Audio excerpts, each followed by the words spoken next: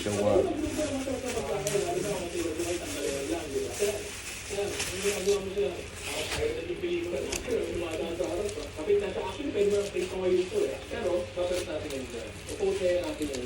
Ngayon, ang ginagawa ko dito talaga ay pag napapansin natin, nalagay ko na sa harina, binababansin ko dyan for around 10 minutes. Kasi nangyayari dyan, dahil yung harina natin ay may North chicken powder na meron at also na sa harina, na nakapasa sa kanya. So, mas kumakapal yung konti niya, nangyayari Napalo na. Oo. kung gagamit tayo ng deep fryer, namin na lang nakabitong kap yung coating natin. Mga kaya na tinapay. Okay na yan. Si Stark. Wala na naman dito. So maraming salamat po. Kami professional dito doon. Dapat may thermometer po tayo. Kasi nakakahiyo kami tao. Pero yun nga, kung wala kayong thermometer, tingin tayo.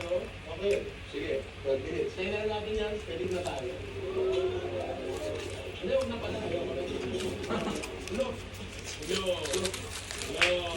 Okay, palulit ito. Yung version ng CC, di ba? Etong CC na ipapakita ko sa inyo. Ito yung mga 26.